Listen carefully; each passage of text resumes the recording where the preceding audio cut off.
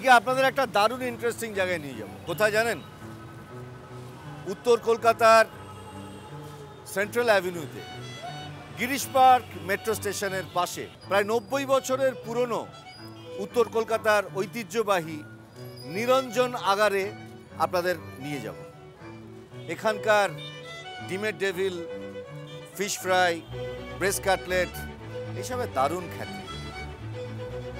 যারা উত্তর কলকাতায় থাকেন তারা সবাই জানেন নিরঞ্জন আগারের মহিমা, আর যারা জানেন না এখনো তারা জেনে নিন। আসুন আমার সঙ্গে।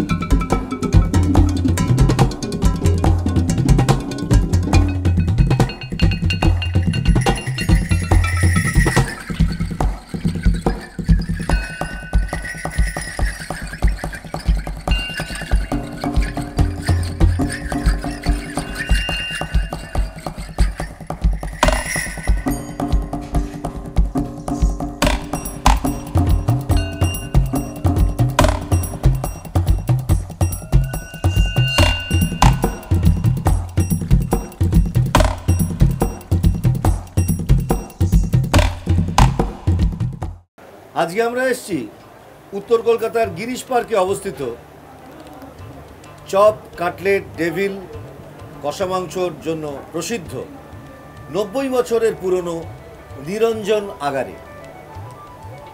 উত্তর কলকাতার মানুষরা তো বটেই, এমনকি কলকাতার খাদ্যরসিক মহলে এমন কোনো মানুষ খুঁজে পাওয়া যাবে না যিনি নিরঞ্জন আগারের নাম শোনেননি। এখানকার ডিমের ডেভিল একটা বিখ্যাত আইটেম, মানে এদের ডিমের ডেভিলটা সবার থেকে আলাদা মাপে এবং স্বাদে। এছাড়া মাংসের কোপ্তা, কষা মাংস, ফিশ ফ্রাই, ব্রেস্ট কাটলেট, এরকম আরও অনেক কিছু এখানে পাওয়া যায়। আর সকালবেলাটা নিরঞ্জন আগার ভরে যায় ব্রেকফাস্টের জন্য। উত্তর কলকাতায় যারা থাকেন তাদের অনেকেই সকালের ব্রেকফাস্টটা সারেন নিরঞ্জন আগার। এখানকার butter toast with omelette and poach, তার সাথে সুস্বাদু চা একেবারে বিখ্যাত। আর প্রতিদিন বিকেল 4টে থেকে নিরঞ্জন আগার খোলে, তখন রকমারি চপ, কাটলেট, কষা মাংস এই সমস্ত জিনিস বিক্রি হয়। ভিড় উপচে পড়ে এবং সন্ধ্যে 7টার মধ্যে সব কিছু শেষ হয়ে যায়। আর সবথেকে বড় ব্যাপার হচ্ছে নিরঞ্জন আগারে কোনো ফ্রিজ নেই, তার কারণ এরা না এতটাই কনফিডেন্ট এনাদের খাবারের মান সম্পর্কে যে এনারা জানেন এরা যে পরিমাণ খাবার বানান সেই খাবারটা কোনোদিন পড়ে থাকে না, যার জন্য আজকের দিনেও এনারা ফ্রিজ ব্যবহার করেন না। এখানে এখনও সেই পুরনো প্রথায় উনুনে রান্না হয়। আর এখানকার খাবারের স্বাদ কীরকম সেটা এর আশেপাশে এলেই বুঝতে পারবেন, এখানকার উপচে পড়া ভিড় দেখে এবং খাবারের গন্ধ। কত বছর ধরে খাচ্ছেন এখানে? 33 বছর। 33 বছর ধরে এখানে আসা যাওয়া আছে। কি কি মানে কি প্রিয় খাবার? কি প্রিয় খাবার এখানে ফিশ ফ্রাই আছে, ডেভিল আছে এবং ভেজিটেবল চপ আছে, আরও অনেক জিনিস আছে। মাংসর কোরমা আছে, কারি আছে, খুব সুন্দর সুস্বাদু। আমরা তো খেয়ে আসছি এখন অবধি। আমি এখন ফিশ ফ্রাই খাচ্ছি। কত বছর ধরে খাচ্ছেন? মোটামুটি 25 বছর। আমার সঙ্গে রয়েছেন নিরঞ্জন আগারের অন্যতম কর্ণধার বিবেকানন্দ পান। প্রায় 90 বছর বয়স হলো আপনাদের এই দোকানে। তো কীভাবে শুরুটা হয়েছিল? এটা শুরু করেছিলেন আমাদের ঠাকুমার বাবা। উনি শুরু করেছিলেন প্রথমে একটা পুরো চায়ের দোকান থেকে শুরু করেছিলেন, তারপরে উনি চপ কালেক্ট করেন, এভাবে দোকানটা স্টার্টিং হয়। ওনার নাম ছিল নিরঞ্জন। নিরঞ্জন। আর আগার মানে হচ্ছে খাবারের জায়গা। ওনার টাইটেল ছিলেন হাজরা, নিরঞ্জন হাজরা, ওনার আচ্ছা। পুরো নামটা আর কি। আর সেখান থেকে স্টার্টিং হয়। তারপরে ওনার মেয়ে এবং ওনার ছেলেটা কিছু ছিলেন না, আমার ঠাকুমা যিনি আর কি, ওনার এদিকে চলে আসে। তারপর কি তোমার আমার দাদু করেন, তারপর আমার বাবা যেটা করতেন, তারপরে আমরা আর বিপ্লব মান আমার দাদা উনি করি, দুজনে মিলে আমরা ব্যবসা করি। মানে এই নিয়ে প্রায় 4 প্রজন্ম। প্রথম দিন থেকে যা যা আইটেম ছিল আজও কি সে একই আইটেম আছে না অনেক কিছু বেড়েছে না, আইটেম? এক আইটেম, সেম আইটেম আছে, আগেও যা ছিল এখনো তাই আছে। আপনাদের কোনো বাড়েও নেই, কমেও নেই। আপনাদের স্পেশাল আইটেমগুলো সম্পর্কে একটু যদি বলেন। আমরা devil breast cutlet, fish fry, kofta, mutton কষা, লিভার কারি, কোরমা, সবই মোটামুটি আমাদের টেস্ট। আপনাদের এখানকার খাবারের তো বিরাট সুনাম, এবং আমরা দেখেছি যে আপনাদের এখানে সন্ধ্যে 7টার পরে এলে আর কিছু পাওয়া যায়, মানে এইটা কি এখনো আপনারা সেই একই কোয়ালিটি মেনটেন করে চলেছেন? হ্যাঁ, আমাদের একটা লিমিটেড তৈরি করা হয়। আমরা এমনই লিমিটেড তৈরি করার চেষ্টা করি যে আমাদের যেন 4টে থেকে 7টা সাড়ে 7টার মধ্যে মালটা শেষ হয়ে যায়, সেই হিসাব করে আমরা মালটা তৈরি করি। আর একটা আপনাকে বলতে ভুলে গেছি, আমাদের এখানে ভেজিটেবিল চপও ভালো হয়, যেটা সবাই বোমা বলে। সাইজ আমরা এরকম সাইজের, বড় সাইজের ভেজিটেবিল চপ আমাদের বিশাল বিখ্যাত। আচ্ছা, আপনাদের ডেভিলটা বরাবরই একটু অন্য জায়গার থেকে আলাদা এবং দামটা একটু বেশি ছিল, এর কারণটা কি? ডেভিলটা পুরো অন্যরকমভাবে প্রিপারেশন তৈরি করে, গোটা হাঁসের ডিম একটা দেওয়া হয়, কিমা দিয়ে আলাদা করে তৈরি করা হয়, ওই জন্য ডেভিলের দাম, সাইজটাও দেখবেন অনেকটা বড়, ওই জন্যই দামটা একটু বেশি হয়। তার সাথে মাংসের কিমা থাকে। মাংসের কিমা থাকে, এইগুলো আদার যে প্রিপারেশনগুলো থাকে, আর হাঁসের ডিম, গোটা হাঁসের ডিম থাকে, এই জন্যই ডেভিলের সাইজটা অনেকটাই বড়। অন্য জায়গার চেয়ে আপনি অন্য জায়গার ডেভিল হয়তো আধগানা বা অনেক ছোটো, আমাদের তো অনেক ডেভিল অনেক, মানে একটা ডেভিল খেলে পেট ভরে যায়। মোটামুটি অর্ধেক তো ভরেই যাবে। এখানকার কোন খাবার সব থেকে প্রিয়? মটন লিভার আর কোপ্তা। কতদিন ধরে খাচ্ছেন? আপনি ধরে নিন, আমি যখন কলেজ লাইফে করতাম 1999 থেকে 98-99 থেকে রেগুলার খাওয়া হয়। মোটামুটি ছোটোবেলা থেকেই আসি, ঠাকুরদার হাত ধরে আসতাম, তারপর আরেকটু বড় হলে বাবার সাথে আসতাম, এখন একা একাই চলে আসি মাঝে মধ্যে নিতে। কোন খাবারটা প্রিয়? এখানে ডিমের ডেভিলটাই প্রিয়। ছোটোবেলা থেকে ওই ডিমের ডেভিলের টানেই এখানে বারবার চলে আসি। এদের যে একটু অন্য ধরনের রেসিপিটা, ওটাই বারবার টেনে আনে আর কি এখানে, সেই জন্যই ছুটে আসে। আপনাদের এখানকার যে খাবারগুলো পরিবেশিত হয় তার দামগুলো যদি বলেন। ডিমের ডেভিলের দাম কত? ডেভিল আপনার 29 টাকা, ফিশ ফ্রাই আপনার 36 টাকা, মটন ব্রেস্ট কাটলেট 32 টাকা, ভেজিটেবিল চপ 14 টাকা, মটন চপ আইটেম একটা হয় 14 টাকা, মটন কাটলেট হয় 26 টাকা করে, মটন কষা হয় 71 টাকা, কোরমা 72 টাকা, মেটে 70 টাকা। মাটন ক পিস থাকে? 5 পিস। মটন 5 পিস, মেটে আপনার লিভারে 7 পিস থাকবে, কোরমার সাইজ বড় হয় 2 পিস থাকে।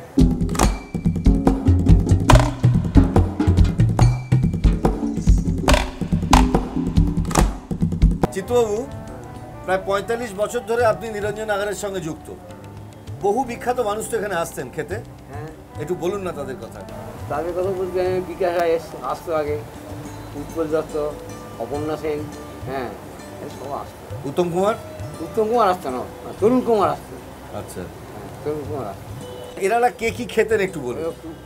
মানে এরা তো ডেভিলটা বেশি ভালোবাসতো, মানে উৎপল দত্ত, হ্যাঁ, আর অপর্ণা সেন, আর কোপ্তলা তরুণ কুমার খুব ভালোবাসতো, আর বিকাশ রায় ভালোবাসতো breast cutlet, mutton breast cutlet. আচ্ছা, ওরা কি বসে খেতেন না গাড়িতে? না, গাড়িতেই নিয়ে চলে যেত, তারপরে লোক পাঠিয়ে দিত। মানে উৎপল দত্ত আপনার মিনারবা কেয়ারে আপনার তখন কল্লোল চলতো, হ্যাঁ হ্যাঁ। ওরা সব নিয়ে আসতো, সব ওখান থেকে সব নিয়ে চলে যেত। উনি নিজে এসেছেন কখনো? হ্যাঁ, দোকানে অনেকবার সে গাড়িতে, মানে ভেতরে ঢুকানি, ওই গাড়িতে বসে ইশারা করে তো মাছ দিয়ে চলে যেত। আর কে কে? মান্না দিয়ে এসছেন? মান্না দিয়ে তো আপনার দোকানে ঢুকানি, ওই গাড়িতে বসেই খেত। হ্যাঁ, কি খেতেন? উনি ওই আপনার ওই ওনার ভেরিল চপটা প্রিয় ছিল। হ্যাঁ, যার যেরকম মানে পছন্দ, এই হচ্ছে না। আমি এখন চলে এসেছি নিরঞ্জন আগারের রান্নাঘরে। বুঝতেই পারছেন 1922 সালের পুরনো দোকান, টোটাল আবহটা সেই একই রকম রয়েছে, সেই পুরনো একটা নস্টালজিক ব্যাপার। এখানে রান্নাও হয় সেই পুরনো স্টাইলে, গ্যাস ব্যবহার করা হয় না, উনুনে রান্না হয়।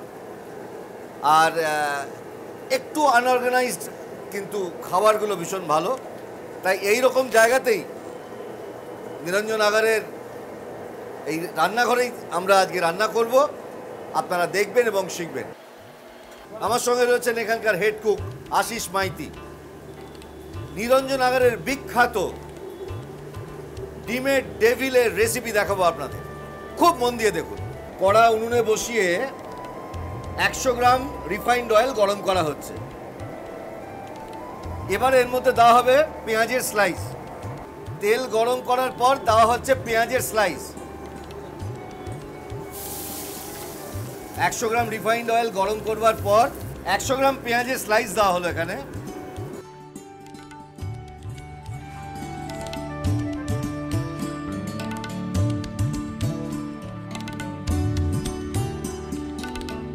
পেঁয়াজের স্লাইসটা দিয়ে একবার নেড়ে একটু হালকা ভেজে নিতে হবে।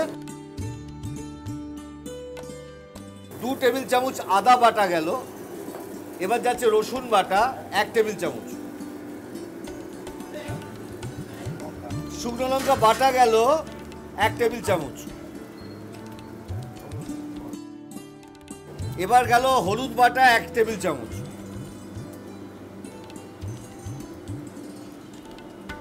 এগুলো দেওয়ার পর খুব ভালো করে নেড়ে মেশানো হচ্ছে। মিনিট খানেক নেড়ে একটু ভেজে নিয়ে এর মধ্যে দেওয়া হচ্ছে বোনলেস মাটনের কিমা। এখানে কতটা মাটন কিমা রয়েছে দেখুন, এখানে বোনলেস মাটন কিমা রয়েছে 250 গ্রাম।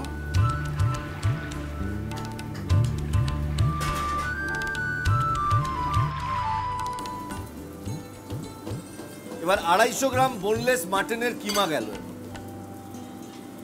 দিয়ে নেড়ে খুব ভালো করে কষতে হবে।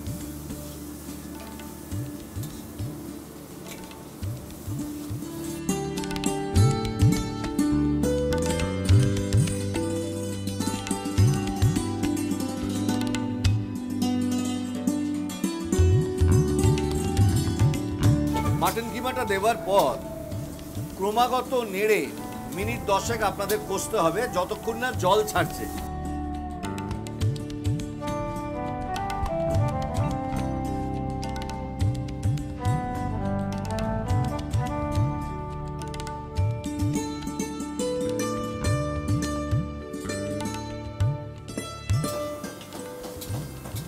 এবার এর মধ্যে আন্দাজ মতো নুন দেওয়া হচ্ছে।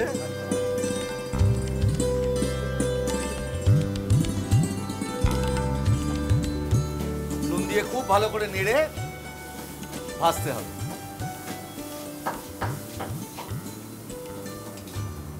এখানে তো রান্নাটা উনুনে করা হচ্ছে, বাড়িতে যদি কেউ গ্যাসে করে তারা নিভু আছে করবে তো।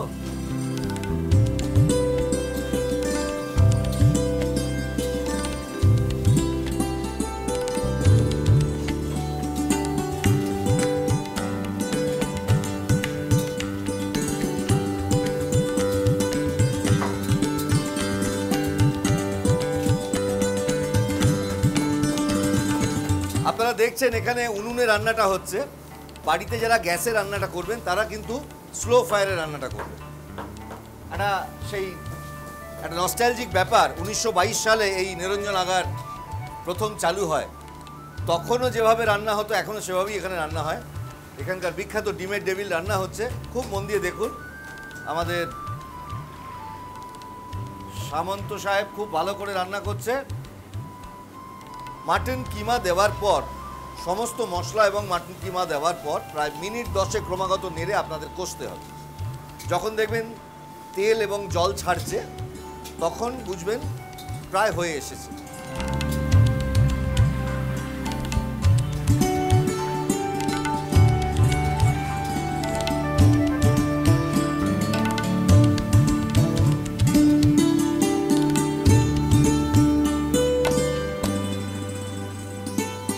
মাটন কিমাটা দেওয়ার পর ক্রমাগত নেড়ে মিনিট 10-15 আপনাদের রান্না করতে হবে যতক্ষণ না তেল এবং জল ছাড়বে।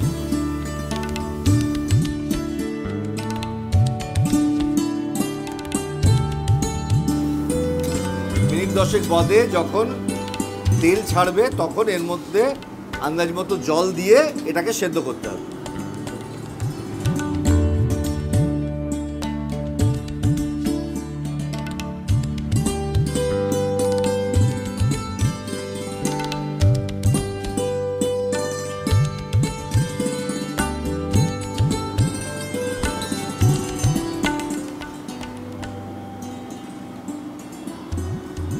কিমা পেকে গেছে, এইবার আঁচ থেকে এটাকে নামানো হবে।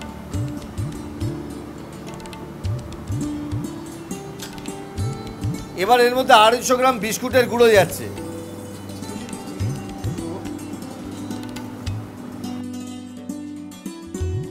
এবারে যাচ্ছে চিনি,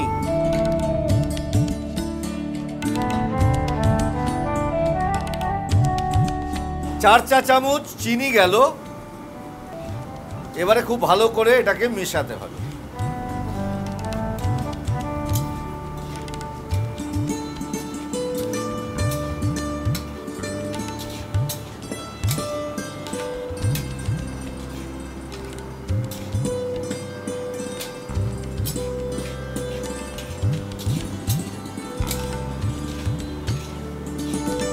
বিস্কুটের গুঁড়ো এবং চিনি দেওয়ার পর খুব ভালো করে নেড়ে মেশাতে হবে। এবার যাচ্ছে গরম মশলার গুঁড়ো,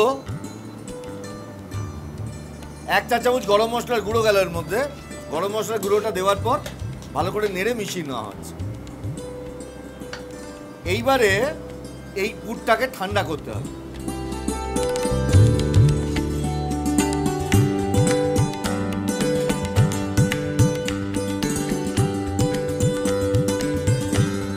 টেবিলের পুর তৈরি হয়ে গেল। এইবার এটাকে আলাদা করে রেখে ঠান্ডা করতে হবে। পুরটা ঠান্ডা হয়ে এলে এর মধ্যে টমেটো সস দিতে হবে।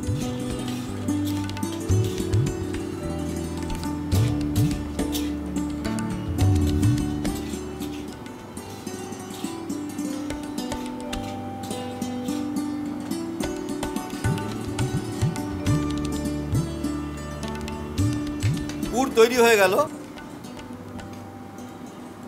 একটা সেদ্ধ করা হাঁসের ডিমকে 4 ভাগ করে কেটে নিতে হবে, ঠিক এইভাবে।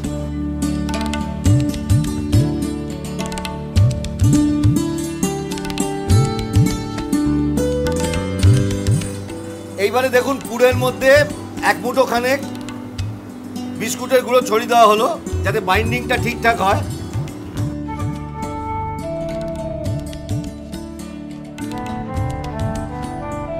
এইবার ওইখান থেকে 1 মুঠো পুর তুলে এইবার এর মধ্যে কিভাবে দেখুন করা হচ্ছে।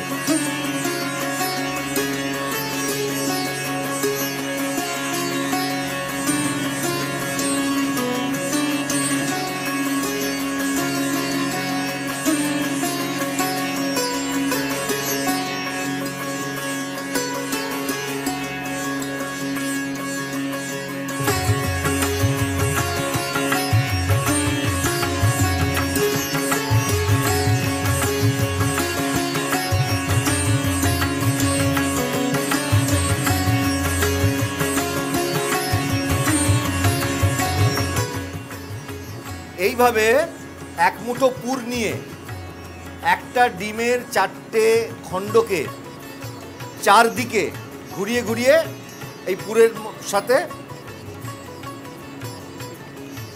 আটকাতে হবে। খামি বা গোলা তৈরি করে নিতে হবে। আন্দাজ মতো ময়দা, ডিমের গোলা এবং জল দিয়ে হাতের সাহায্যে খুব ভালো করে ফেটিয়ে একটা গোলা বা খামি তৈরি করে নিতে হবে। এবার এই খামির মধ্যে টেবিলটাকে দিয়ে টেবিলটাকে চুবিয়ে এবারে বিস্কুটগুলো মাখাতে হবে।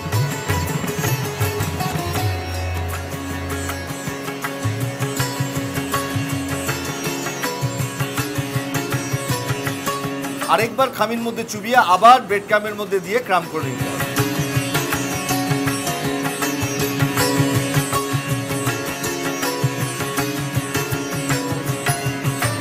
হাতের সাহায্যে চেপে এইভাবে এই শেপে টেবিলটাকে আপনাদের তৈরি করে নিতে হবে। এইবারে এটা কি হবে, এবার এটা ভাজা হবে। আপনারা যদি চান আগে এই টেবিলটা এরকমভাবে তৈরি করে ফ্রিজে রেখে দিতে পারেন, তাহলে এটা আর একটু বাইন্ডিংটা ভালো হবে, টাইট হবে। তারপর ফ্রিজ থেকে বার করে ফ্রাইং প্যান আঁচে বসিয়ে তেল গরম করে এই তেলের মধ্যে টেবিলটাকে ছাড়তে হবে।